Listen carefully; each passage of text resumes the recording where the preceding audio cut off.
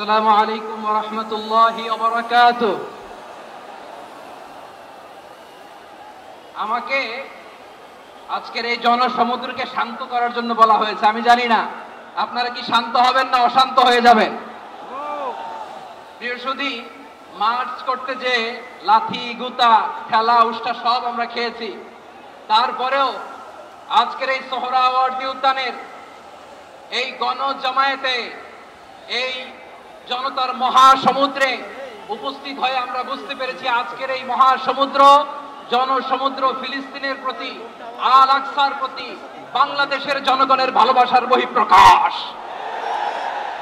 ভৌগোলিকভাবে আমরা ফিলিস্তিন থেকে অনেক দূরে হতে পারি, কিন্তু আজকের এই জনসমুদ্র প্রমাণ করে আমাদের এক একজনের হৃদয়ে বুকের ভেতরে বাস করে এক একটা ফিলিস্তিন। আমাদের হৃদয়ে বাস করছে এক একটা গাজা, আমাদের হৃদয়ে বাস করে এক একটা আল কুদস। চিৎকার করে বলুন ঠিক কিনা।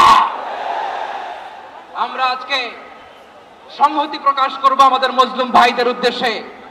এক আওয়াজে আমাদের কণ্ঠকে উচ্চকিত করে অতিথি থেকে শুরু করে অডিয়েন্সের সবাই আল্লাহু আকবার ধ্বনি দিয়ে সোহরাওয়ার্দী উদ্যানের এই ময়দানকে আমরা কাঁপাতে রাজি আছি না নাই? নারায়ে তাকবীর, নারায়ে তাকবীর। দিন ইসলাম, দিন ইসলাম। ফিলিস্তিন, ফিলিস্তিন। আল কুদুস, আল কুদুস। ফিলিস্তিন, ফিলিস্তিন। আল কুদুস, আল কুদুস। আমার ভাই শহীদ কেন? জাতিসংঘ জবাব চায়। গাজায় গণহত্যা কেন? জাতিসংঘ জবাব চায়। আমি যা বলি আমার সাথে আওয়াজ করে ইংরেজিতে স্লোগান ধরুন, free free Palestine, free free Palestine, free free Al Aqsa.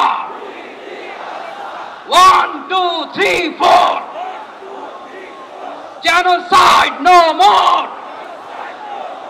from the river to the sea, Palestine will be free.